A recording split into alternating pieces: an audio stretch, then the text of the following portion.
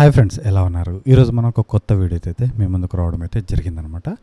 మనం 24 వారాల ప్రణాళిక అయితే వేసుకోవడం అయితే జరిగింది. మొత్తం 6 నెలలు అనమాట.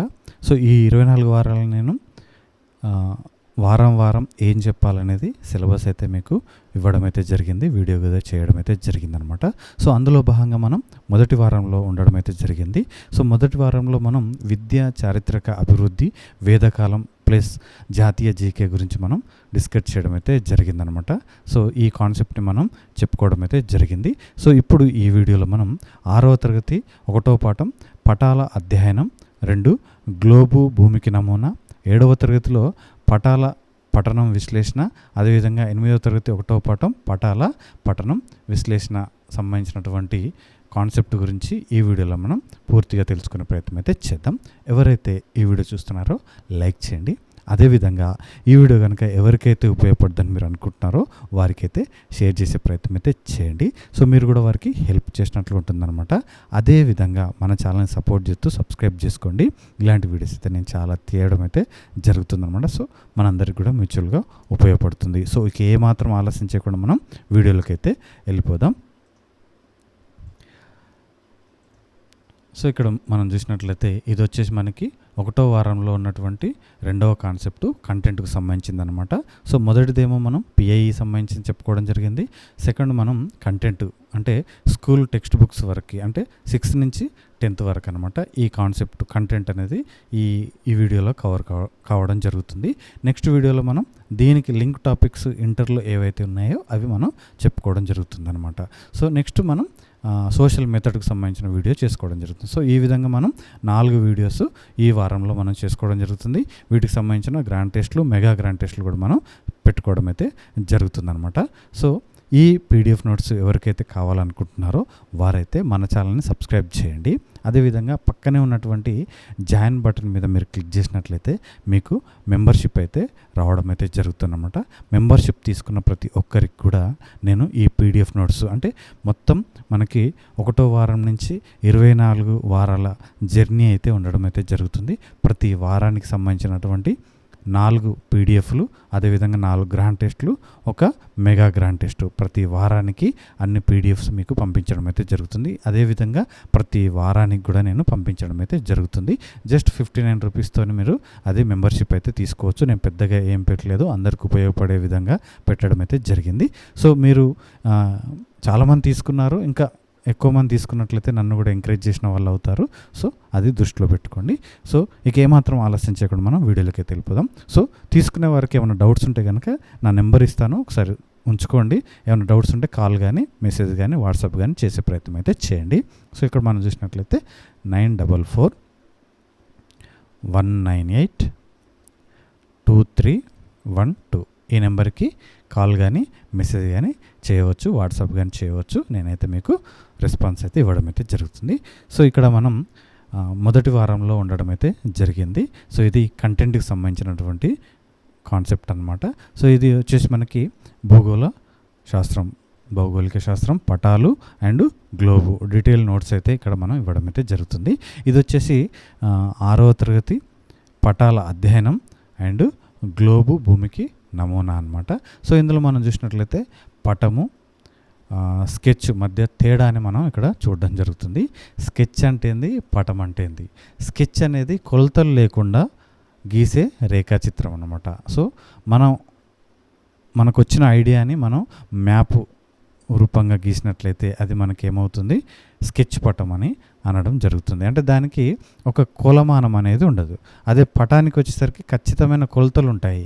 సో స్కేల్ ఆధారంగా గీసే పటం అన్నమాట. దీన్ని మనం ఏమంటాం, పటం అని అనడం జరుగుతుంది. స్కెచ్ అంటేనేమో ర్యాండమ్గా మనకు వచ్చిన ఆలోచనని వ్యక్తపరచడం స్కెచ్. దానికి కొలతలు ఉండవు, స్కేల్ ఆధారంగా గీయం, అది స్కెచ్ పటం, చిత్తుపటం అంటాం. సో నెక్స్ట్ మనం చూసినట్లయితే పటం, ఇది ఖచ్చితమైన కొలతలతో ఉంటుంది, స్కేల్ ఆధారంగా ఉంటుంది. సో ఇది పటం అని అనడం జరుగుతుంది, గుర్తుపెట్టుకోండి. సో ఇక్కడ చూసినట్లయితే పటాలను తయారు చేసే వారిని ఏమంటారు, ఇక్కడ కార్టోగ్రాఫర్స్ అని అనడం జరుగుతుంది. సో ఇదంతా కూడా డిఎస్సి పాయింట్ ఆఫ్ వ్యూలో మనకి ఇది ఇంపార్టెంట్గా మనం పరిగణించాల్సి ఉంటుంది. నెక్స్ట్ మనం చూసినట్లయితే పటంలోని ముఖ్యాంశాలు, కాంపోనెంట్స్ ఆఫ్ మ్యాప్, దిక్కులు, స్కేలు, అదేవిధంగా చిహ్నాలు, సింబల్స్. సో ఇక్కడ దిక్కులు, డైరెక్షన్స్ కనుక మనం చూసినట్లయితే పటంలో పైభాగం ఎల్లప్పుడూ ఏముంటుందంట, ఉత్తరం, నార్త్ను చూపిస్తుంది. సో దానికి కుడివైపున తూర్పు, ఎడమవైపున పడమర, క్రింది భాగం ఎప్పుడు దక్షిణాన్ని చూపిస్తుంది. మనం ఇక్కడ ఒకసారి చూద్దాము. ఈ విధంగా పైన ఏముంటుందంట, ఉత్తరం, దానికి కుడివైపు ఏముంటుందంట, తూర్పు, దానికి కింది భాగం ఏముంటుందంట, దక్షిణం, దానికి ఎడమ భాగం ఏముంటుందంట, పడమర. సో ఈ విధంగా మనం దిక్కుల్ని చూడవచ్చు, ఉత్తరం, దక్షిణం, పడమర, తూర్పు. సో ఇక్కడ మనం స్కేల్ చూసినట్లయితే భూమిపై ఉన్న వాస్తవ దూరానికి పటంలో చూపించిన దూరానికి మధ్య గల నిష్పత్తినే స్కేలు అంటారు. ఉదాహరణకు పటంలో 1 సెంటీమీటర్ చూపిస్తే వాస్తవంలో 100 కిలోమీటర్లు కానీ ఇంకెక్కువ కానీ ఉండవచ్చు. సో ఇక్కడ మనం చూసినట్లయితే దీనికి ఎగ్జాంపుల్ ఒకటి, మనం భారతదేశాన్ని గీయాలనుకుంటున్నాం. కానీ భారతదేశాన్ని గీయాలంటే కరెక్ట్గా మనం భారతదేశం అంత పేపర్ని అయితే తయారు చేయలేము, భారతదేశం మీద పెట్టి మనం గీయలేము. సో ఆ భారతదేశాన్ని చిన్న స్కేల్లో చూపిస్తూ గీసేదాన్నే ఇక్కడ మనం పటం అంటాం. దీనికి కరెక్ట్ కొలతలు ఉంటాయి. సో మనం ఎంత అయితే సెంటీమీటర్స్ తీసుకుంటామో 1 సెంటీమీటర్కు ఇంత అని మనం ఖచ్చితమైన కొలతలతో ఇవ్వడం జరుగుతుంది. ఆ ఖచ్చితమైన కొలతల నిష్పత్తిని ఇక్కడ మనం స్కేలు అని అనడం జరుగుతుంది. నెక్స్ట్ మనం చూసినట్లయితే సింబల్స్, చిహ్నాలు చూసినట్లయితే పటంలో రోడ్లు, నదులు, పోస్ట్ ఆఫీస్, రైల్వే లైన్లు చూపించడానికి మనం ఏం చేస్తాం, ఇక్కడ అంతర్జాతీయంగా ఆమోదించబడిన గుర్తుల్ని ఉపయోగించడం జరుగుతుంది. రోడ్డు అంటే ఇట్లా తార్ రోడ్లు కానీ అవి ఉండడం జరుగుతుంది. నదులు అయితే మనకి ఈ విధంగా ఉండడం జరుగుతుంది. పోస్ట్ ఆఫీస్, పిఓ అంటే పోస్ట్ ఆఫీస్, ఆర్ఎస్ అంటే రైల్వే స్టేషన్, పిఎస్ అంటే పోలీస్ స్టేషన్. సో ఈ విధంగా మనం కొన్ని సింబల్స్ని ఉపయోగించడం అయితే జరుగుతుంది. అది మీకు తెలుసు. మనం టెక్స్ట్ బుక్ ఓపెన్ చేస్తే మనకు చిహ్నాలు అందులో పూర్తిగా మనకు కనిపించడం అయితే జరుగుతుంది. చూసే ప్రయత్నం చేయండి. సో ఇక్కడ నెక్స్ట్ చూసినట్లయితే గ్లోబు భూమికి నమూనా. గ్లోబు భూమికి నమూనా. భూమి గోళాకారంగా ఉంటుంది, కానీ ధృవాల వద్ద కొద్దిగా నొక్కుకుపోయి ఉంటుంది. భూమధ్యరేఖ వద్ద ఉబ్బి ఉంటుంది. ఇక్కడ మనం ఈ విధంగా గ్లోబును చూసినట్లయితే సో ఇక్కడ అంట ఒత్తినట్టు ఉంటుందంట, ఇది కొంచెం ఉబ్బినట్టు ఉంటుందని మనకు చెప్పడం జరుగుతుంది. సో ఈ ఆకారాన్ని మనం ఏమని చెప్తామండి, జియాయిడ్, జియాయిడ్, జియాయిడ్ అని అనడం జరుగుతుంది. జియాయిడ్ అని అనడం జరుగుతుంది. సో ఇక్కడ మనం చూసినట్లయితే అక్షం, యాక్సిస్, భూమి తన చుట్టూ తాను తిరిగే ఊహారేఖ. సో ఇక్కడ భూమి కదా, ఇక్కడ ఒకటి లైన్ మనకి ఇందులో ఉంటుందండి, దీన్ని మనం యాక్సిస్ అని అనడం జరుగుతుంది. దీన్ని అక్షం అని అనడం జరుగుతుంది. ఇది తూర్పుకు వాలి ఉంటుంది. సో ఇక్కడ చూసినట్లయితే ఇది కొద్దిగా వంగి ఉంటుంది అనమాట. సో భూమధ్యరేఖ, ఈక్వేటర్, 0 డిగ్రీ అక్షాంశం అని అనడం జరుగుతుంది. సో ఇది భూమిని సరిగ్గా 2 సమాన భాగాలుగా చేస్తుంది. ఒకటి ఉత్తరార్ధగోళం, 2 దక్షిణార్ధగోళం.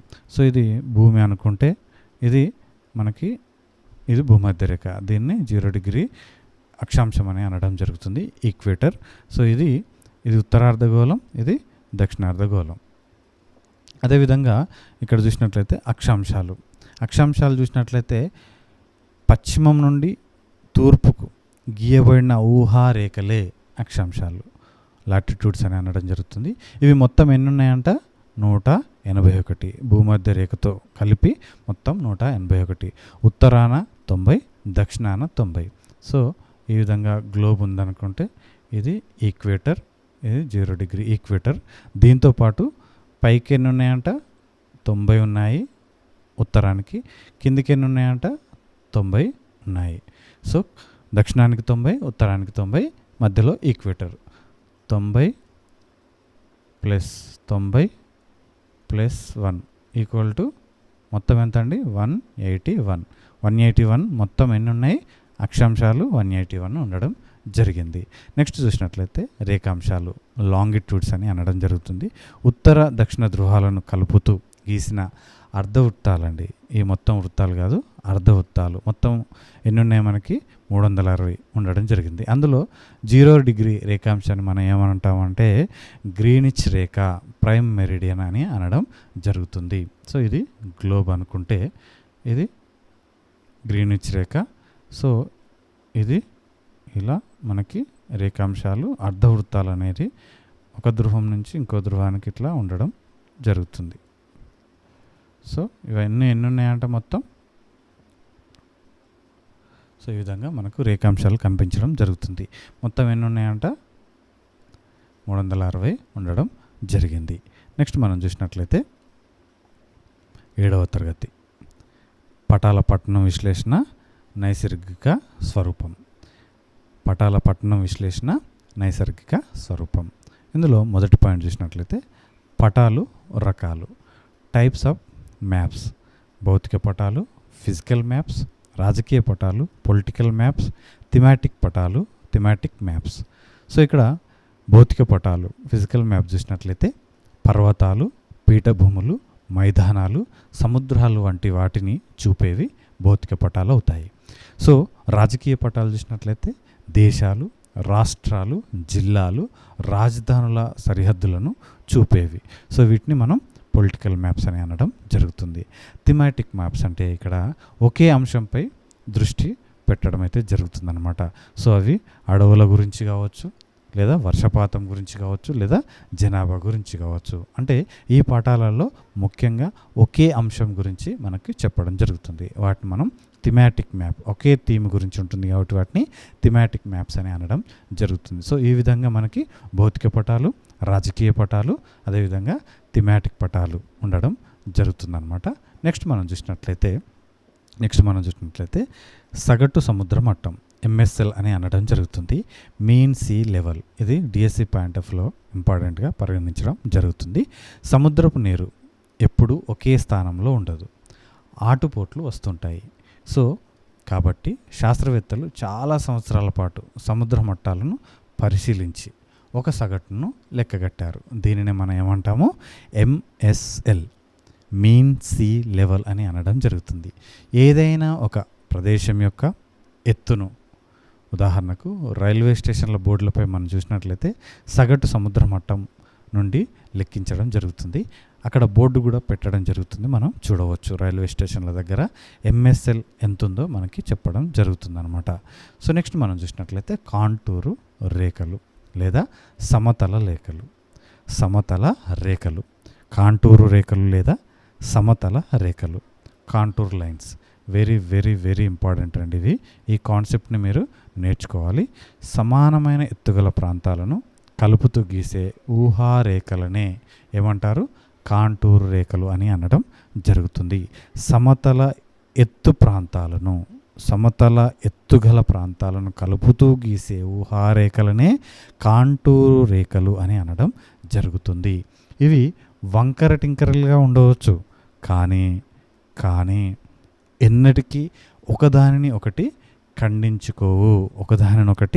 ఖండించుకోవు. ఇవి వంకర టింకరలుగా ఉన్నప్పటికీ ఎన్నటికీ కూడా ఒకదానిని ఖండించుకోవు. స్వరూపం: కొండల వాలు నిటారుగా ఉంటే రేఖలు దగ్గరగా ఉంటాయి, వాలు తక్కువగా ఉంటే రేఖలు దూరంగా ఉంటాయి. ఇప్పుడు మనం ఒక ఎత్తైన కొండని తీసుకుందాం, ఈ విధంగా ఉంటుంది. అదే ఒక మైదాన ప్రాంతాన్ని తీసుకుందాం, ఈ విధంగా ఉంటుంది. సో ఇక్కడ ఎత్తుగల ప్రాంతాలను గీసినప్పుడు ఏమవుతుందంట? దగ్గరగా ఉంటాయి. ఇక్కడ చూసినట్లయితే ఇక్కడ హైట్ వేరే ఉంటుంది, మళ్ళీ ఇక్కడ హైట్ వేరే ఉంటుంది, మళ్ళీ ఇక్కడ హైట్ వేరే ఉంటుంది, మళ్ళీ ఇక్కడ హైట్ వేరే ఉంటుంది, ఇక్కడ ఇట్లా కొలుచుకుంటూ వెళ్తారు. సో మనకి ఈ లైన్స్, కాంటూర్ లైన్స్ అనేవి మనకి ఏమవుతున్నాయి?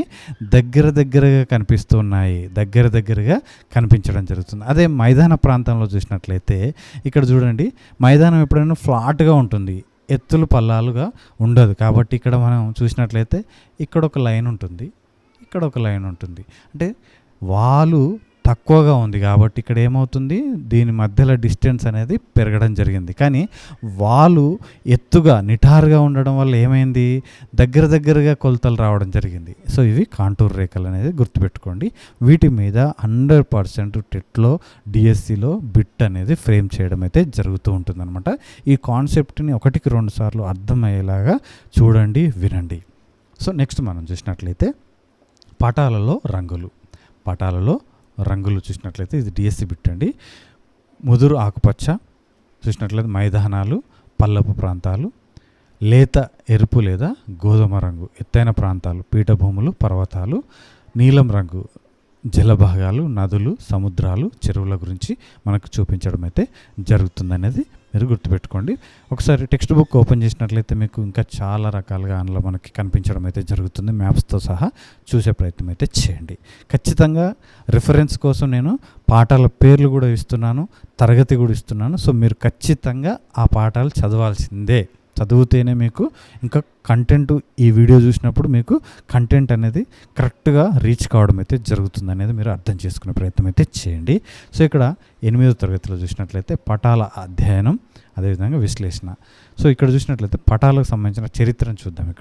ఇక్కడ ఈ పాఠం అనేది డిఎస్సికి ఒక గుండెకాయ లాంటిదండి. కార్టోగ్రఫీ చరిత్ర గురించి ఖచ్చితంగా బిట్ అనేది ఇక్కడ 8th క్లాస్ నుంచి మనకు ఫ్రేమ్ కావడం అయితే జరుగుతుందన్నమాట. సో ఇక్కడ చూసినట్లయితే పటాల తయారీ చరిత్ర, హిస్టరీ ఆఫ్ మ్యాప్ మేకింగ్.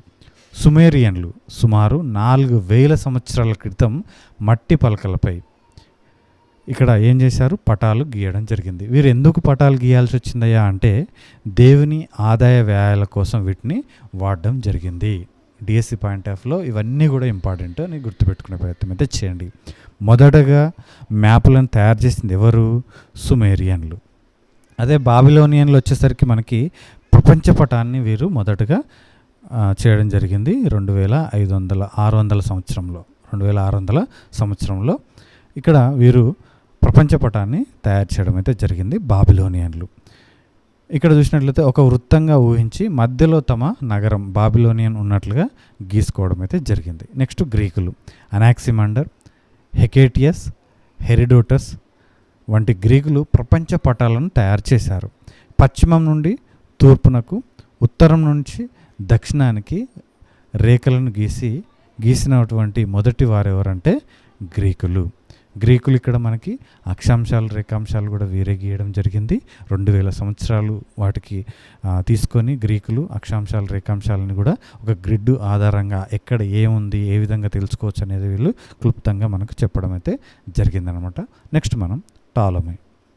అక్షాంశాలు, రేఖాంశాలను ఉపయోగించి ఖచ్చితమైన పటాలను గీశాడు. ఎవరండి, టాలమీ. ఇతని పుస్తకం పేరండి జాగ్రఫీ అనే పుస్తకాన్ని కూడా టాలమీ రాయడం జరిగింది. నెక్స్ట్ మనం చూసినట్లయితే ప్రముఖ పటాల తయారీదారులు. సో ఇక్కడ చూసినట్లయితే ఆల్ ఇద్రిసి 1154లో ఇతను గీసిన పటంలో దక్షిణం పై భాగంలో, ఉత్తరం కింది భాగంలో ఉండడం జరిగింది.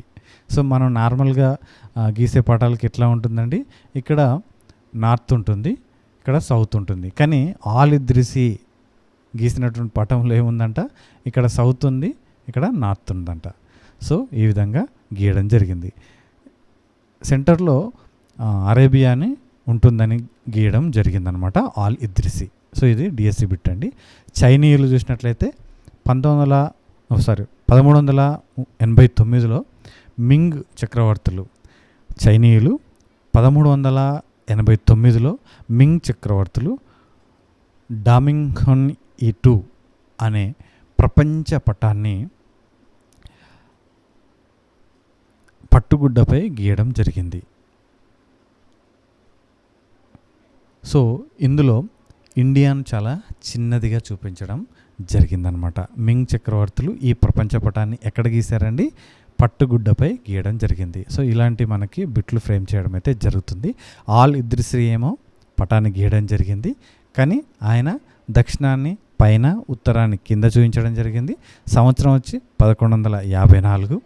అదేవిధంగా చైనీయులు వచ్చేసి 1389లో మింగ్ చక్రవర్తులు పట్టుగుడ్డపై ఈ ప్రపంచ పటాన్ని గీయడం జరిగింది. సో అందులో ఇండియాని చిన్నదిగా చూపించడం జరిగిందనమాట. నెక్స్ట్ మనం చూసినట్లయితే గిరార్డస్ మెర్కేటర్ మోస్ట్ ఇంపార్టెంట్ అండి. ఇది మోస్ట్ ఇంపార్టెంట్. ఇతను 16వ శతాబ్దానికి చెందిన డచ్ అంటే నెదర్లాండ్స్ దేశానికి చెందినటువంటి వ్యక్తి గిరార్డస్ మెర్కేటర్. మెర్కేటర్ ప్రక్షేపకం, మెర్కేటర్ ప్రొజెక్షన్ అని అనడం జరుగుతుంది. నావికులు సముద్ర ప్రయాణం చేయడానికి వీలుగా సరైన దిక్కులు, ఖండాల ఆకృతులు, తెలిసేలా పటాలను గీసే విధానాన్ని కనుగొన్నాడు. దీనినే సిలిండ్రికల్ ప్రక్షేపం అని కూడా అనడం జరుగుతుంది. మెర్కేటర్ ప్రక్షేపణం అని అనడం జరుగుతుంది అనమాట. దీన్ని గీసింది ఎవరంటే డచ్ దేశానికి చెందినటువంటి వ్యక్తి, నెదర్లాండ్ దేశానికి చెందినటువంటి దేశస్థుడు ఎవరు? గెరార్డస్ మెర్కేటర్. ఇది డిఎస్సి పాయింట్ ఆఫ్ వ్యూలో చాలా ఇంపార్టెంట్గా మనం పరిగణించడం అయితే జరుగుతుంది. మొన్న టెట్లో కూడా అడగడం అయితే జరిగిందనమాట. నెక్స్ట్ మనం చూసినట్లయితే భారతదేశంలో పటాల తయారీ. Survey of India. బ్రిటిష్ వారు భారతదేశాన్ని సర్వే చేయడానికి సర్వే ఆఫ్ ఇండియాని స్థాపించడం జరిగింది. సర్వే ఆఫ్ ఇండియాని ఎవరు స్థాపించారండి? బ్రిటిష్ వాళ్ళు. ఎందుకోసం అండి? భారతదేశాన్ని సర్వే చేయడం కోసం సర్వే ఆఫ్ ఇండియాని స్థాపించడం అయితే జరిగింది. Sir William లాంప్టన్. 1802 సంవత్సరంలో చెన్నై, మద్రాసులో దక్షిణ భారతదేశ సర్వేను ప్రారంభించారు. మొదటగా ప్రారంభించింది ఎవరండి? Sir William లాంప్టన్. సో ఎక్కడి నుంచి స్టార్ట్ చేశాడు? చెన్నై, మద్రాసు నుంచి. ఏ సంవత్సరంలో? 1802లో. ఎక్కడి నుంచి? దక్షిణ భారతదేశ సర్వేను ప్రారంభించాడు. సో చెన్నై నుంచి. సో దీన్ని సర్ జార్జ్ ఎవరెస్ట్ లాంప్టన్ తర్వాత సర్వే బాధ్యతలు చేపట్టి హిమాలయాల వరకు సర్వే అనేది పూర్తి చేయడం జరిగింది. అందుకే ఇతని గౌరవార్థం ప్రపంచంలో ఎత్తైన శిఖరానికి మౌంట్ ఎవరెస్ట్ అని పెట్టడం జరిగిందనమాట. సో ఇది డిఎస్సి బిట్ అని గుర్తుపెట్టుకోండి. సర్ విలియం లాంప్టన్, అదేవిధంగా సర్ జార్జ్ ఎవరెస్ట్. విలియం లాంప్టన్ ఏమో మొదటగా స్టార్ట్ చేయడం జరుగుతుంది చెన్నై నుంచి 1802 సంవత్సరంలో. అదేవిధంగా దాన్ని కంప్లీట్ చేసిన వ్యక్తి ఎవరంటే జార్జ్ ఎవరెస్ట్. ఆయన గౌరవార్థమే ప్రపంచంలో ఎత్తైన శిఖరానికి ఏమని పేరు పెట్టారు? మౌంట్ ఎవరెస్ట్ అని పెట్టడం జరిగిందనేది గుర్తుపెట్టుకోండి. దీన్ని బ్రిటిష్ వారు స్థాపించడం జరిగింది. సర్వే ఆఫ్ ఇండియాని ఎవరు స్థాపించారండి? బ్రిటిష్ వారు స్థాపించడం అయితే జరిగింది. సో నెక్స్ట్ మనం చూసినట్లయితే ఇవి బిట్స్ ఉండడం జరిగింది. సో ఎవరైతే ఈ పీడిఎఫ్ కావాలనుకుంటున్నారో ఈ పైన నేను ఇచ్చినటువంటి నెంబర్ని సంప్రదించండి. లేదంటే సబ్స్క్రైబ్ చేయండి. పక్కనే మీకు జాయిన్ బటన్ ఉంటుంది. ఆ జాయిన్ బటన్ మీద క్లిక్ చేసినట్లయితే మీరు మెంబర్షిప్ తీసుకుంటారు. మెంబర్షిప్ తీసుకున్న ప్రతి ఒక్కరికి కూడా తీసుకోగానే నాకు వాట్సాప్ చేయండి. వాట్సాప్ చేసిన ప్రతి ఒక్కరికి కూడా నేను ఇవి పంపించడం అయితే జరుగుతుందనమాట. ఈ వారాల వారీగా పీడిఎఫ్స్ ఏవైతే ఉన్నాయో, గ్రాండ్ టెస్ట్లు ఏవైతే ఉన్నాయో, మెగా గ్రాండ్ టెస్ట్ ఏదైతే ఉన్నాయో ఖచ్చితంగా అందరికి కూడా నేను వాట్సాప్ ద్వారా పంపించడం అయితే జరుగుతుంది. ప్రతి పీడిఎఫ్లో కూడా ఈ లెసన్ కంటెంట్ అయిపోయిన తర్వాత మీకు ప్రాక్టీస్ చేసుకోవడానికి ఈ పీడిఎఫ్లో నేను కొన్ని ఎంసీక్యూస్ కూడా నేను ప్రీవియస్ బిట్స్ ఎంసీక్యూస్ వాటికి సంబంధించిన వివరణలు కూడా నేను ఇక్కడ ఇవ్వడం జరిగింది. చూసుకునే ప్రయత్నం అయితే చేయవచ్చు. సో ఎవరైతే ఈ పీడిఎఫ్ తీసుకుంటారో ఈ పీడిఎఫ్లో నేను ఈ పొందుపరచడం అయితే జరిగింది. సో మీరు ఈ కంటెంట్ ఒకసారి చదువుకోండి. చదువుకున్న తర్వాత ఈ కింద ఉన్నటువంటి ఈ బిట్స్ అనేది మీరు ప్రాక్టీస్ చేసినట్లయితే ఇంకా మీకు కంటెంట్ అనేది చాలా బాగా రీచ్ కావడం అయితే జరుగుతుంది అనేది మీరు అర్థం చేసుకోండి. సో ఇది ఈరోజు ఈ వీడియో ఫ్రెండ్స్. వచ్చే వీడియోలో అయితే మళ్ళీ కలుసుకునే ప్రయత్నం అయితే చేద్దాం. అందరికీ ఆల్వేస్ థ్యాంక్ యూ. జై హింద్.